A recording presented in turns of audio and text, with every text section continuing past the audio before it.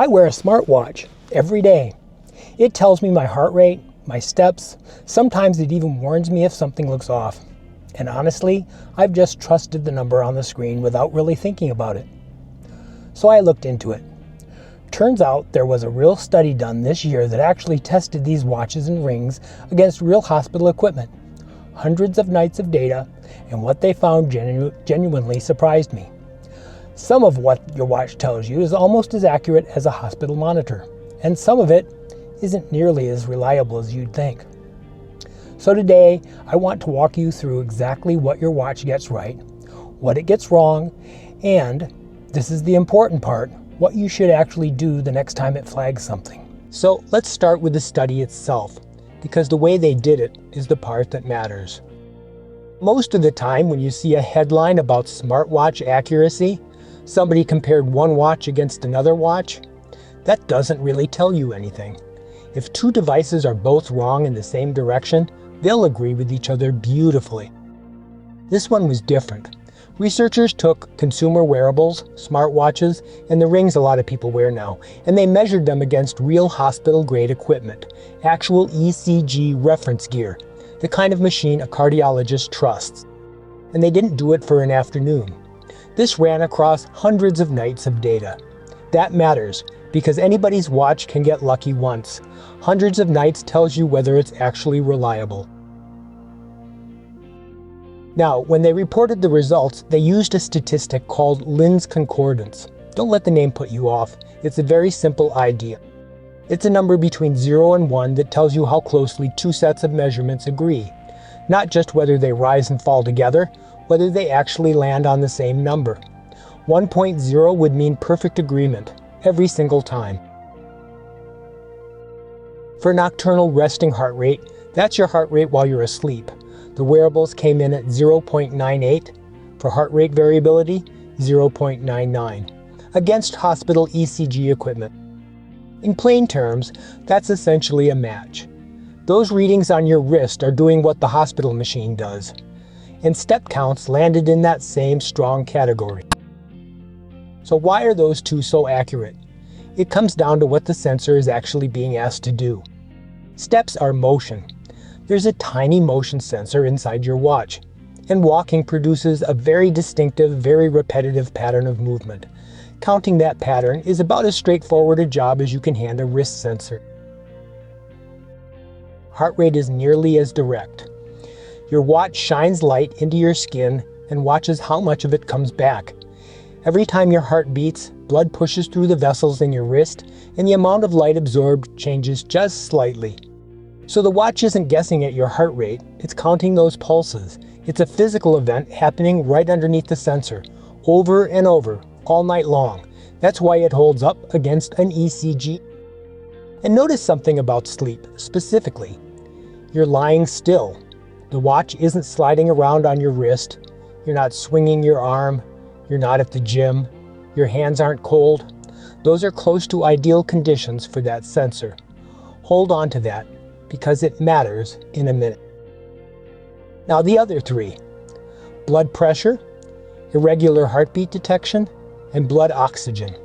Those came back with what the researchers called notable error margins. And there's a reason.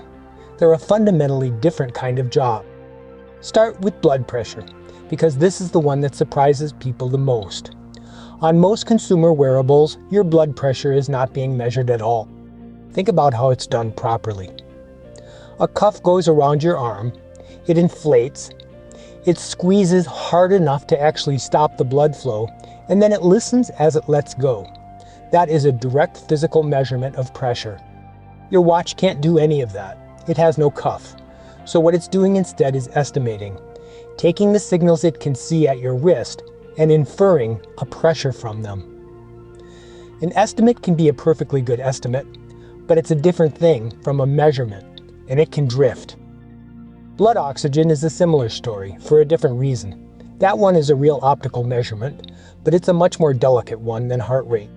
With heart rate, the watch only has to spot a change, a pulse, repeating.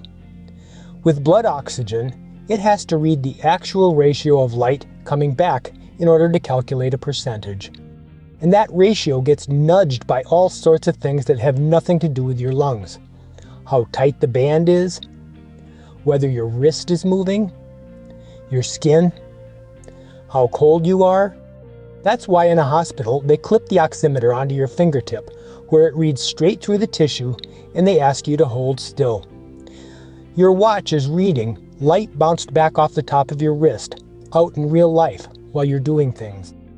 Then there's irregular heartbeat detection, and this one isn't really a sensor problem at all. It's a judgment problem. The watch is looking at your pulse pattern, and an algorithm has to decide, is that irregularity a real arrhythmia, or is that you rolling over in bed, or scratching your arm, or a strap that's gone loose? That is a genuinely hard call to make from the wrist. And so it goes wrong in both directions. It can flag something that turns out to be nothing, and it can miss a real event, especially one that comes and goes, because it happened between readings, or the signal was too noisy right at that moment. Neither of those makes the feature useless, by the way. A watch that catches something you'd never have noticed on your own is genuinely valuable. It just means the alert is the start of a question, not the answer to one. And there's one more finding, which might honestly be the most practical one in the whole study. Accuracy varied materially from device to device, not just from measurement to measurement, from brand to brand. So, are smartwatches accurate? That isn't really a question with a single answer.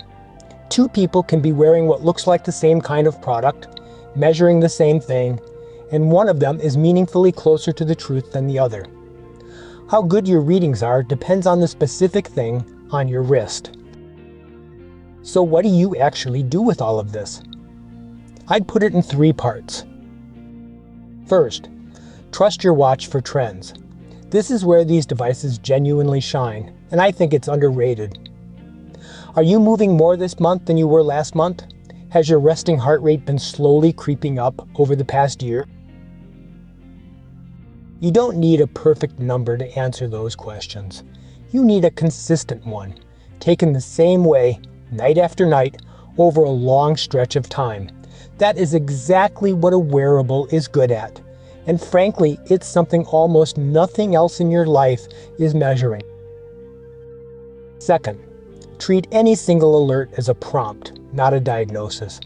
If your watch flags an irregular heartbeat or shows you a low oxygen reading, the right response is to go get it checked properly. Take it seriously enough to make the appointment. But don't let a number on your wrist tell you what's wrong with you. That isn't what it's for. And based on this study, that isn't what it's reliable enough to do. And third, this is the important one. If you have an actual diagnosed heart or lung condition and your doctor has you on specific monitoring equipment, your watch is not a replacement for that. It is not a substitute for a prescribed device. It never was. Wear it anyway. It's useful. But the equipment your doctor gave you exists for a reason. And this study is a pretty clear argument for why. So that's the honest picture. Near perfect on heart rate and steps. Genuinely shakier on blood pressure, irregular heartbeat, and blood oxygen. And it varies depending on which one you're wearing. So, here's where I've landed on this. Your watch is genuinely great at the basics. Heart rate, steps, daily trends. Trust it for that.